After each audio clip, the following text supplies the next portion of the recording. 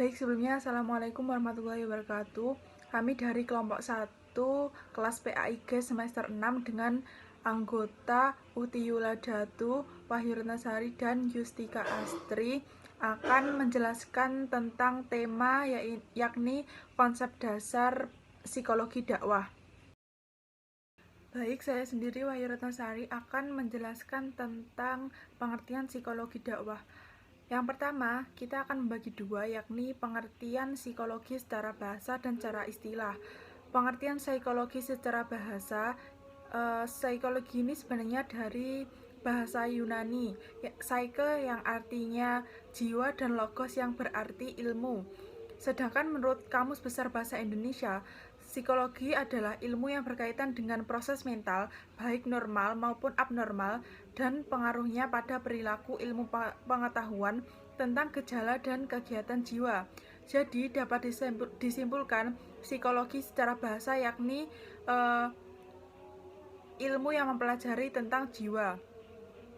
Lalu yang kedua, kita akan mengetahui pengertian psikologi secara istilah.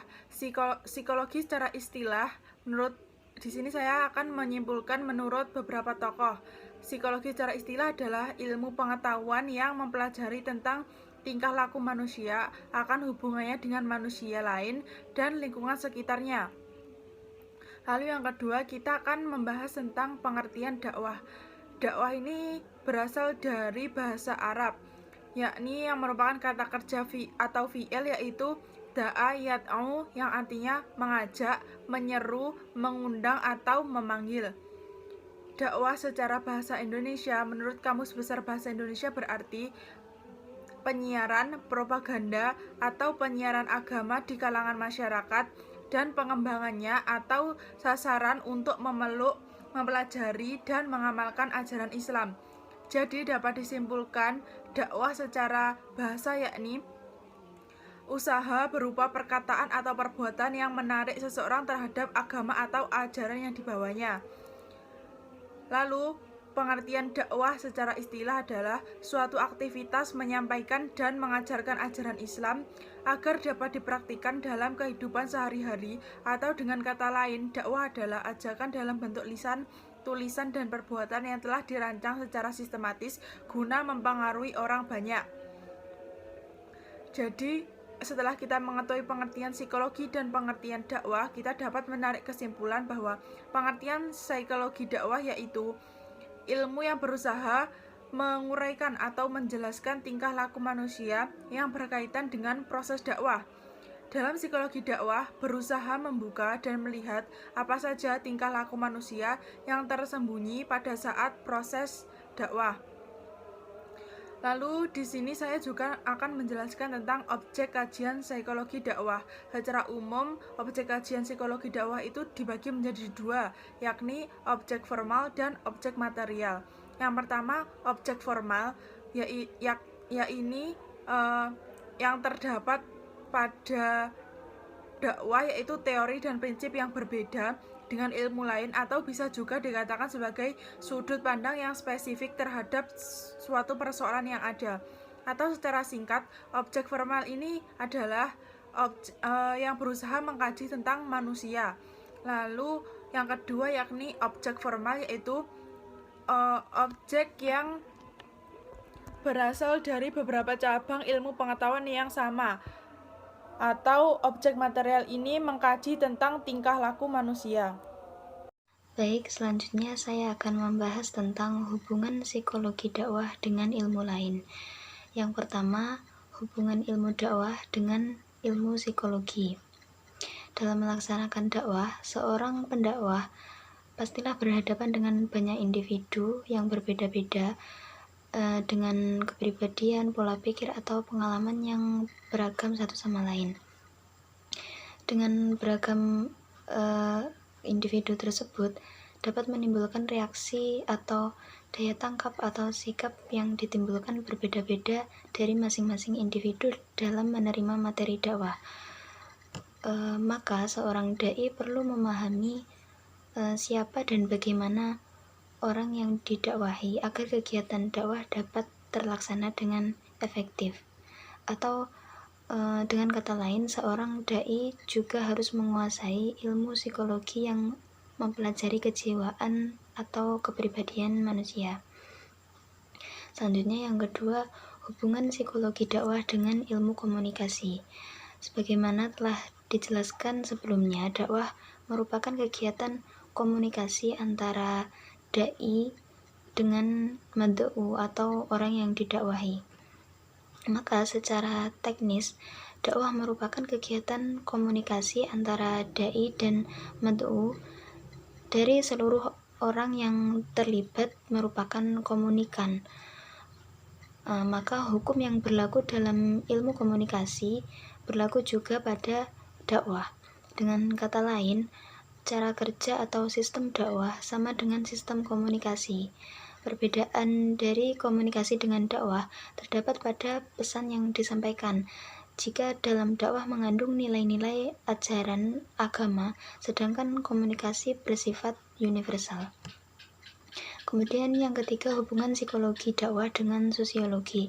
Sosiologi erat kaitannya dengan hubungan sosial atau interaksi sosial. Begitu pula dengan dakwah adalah kegiatan yang menimbulkan interaksi sosial di dalamnya, sehingga tentu memerlukan ilmu sosiologi untuk memahami dan menganalisa fenomena sosial, struktur sosial masyarakat, dan lain-lain.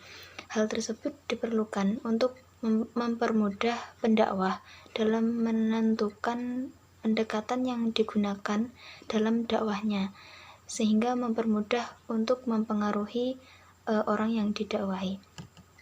Kemudian yang keempat, hubungan psikologi dakwah dengan psikologi sosial. Saat berdakwah, seorang dai berhadapan dengan fenomena-fenomena sosial tertentu yang terkadang belum ia pahami. Maka dari itu, untuk menghadapi objek yang didakwahi, seorang dai perlu memiliki pengetahuan psikologi sosial yang dapat dijadikan arahan atau landasan dalam melaksanakan dakwahnya melalui psikologi sosial. Kemudian yang terakhir, hubungan psikologi dakwah dengan psikologi agama. Psikologi dakwah meneliti apa yang mempengaruhi tingkah laku manusia yang berhubungan dengan dakwah. Sedangkan psikologi agama mencari tahu sejauh apa keyakinan agama dapat mempengaruhi tingkah laku seseorang. Karena dakwah tidak hanya disampaikan kepada orang yang belum memiliki agama, tetapi juga dilakukan kepada orang yang sudah memiliki keyakinan agama. Selanjutnya yaitu manfaat dan tujuan mempelajari psikologi dakwah. Yang pertama, tujuan dari psikologi dakwah yaitu memberikan landasan dan pedoman pada metodologi dakwah.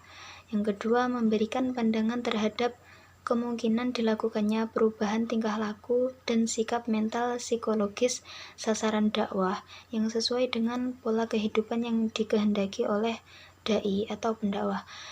Kemudian menumbuhkan kesadaran penghayatan dan pengamalan ajaran yang disampaikan oleh pendakwah.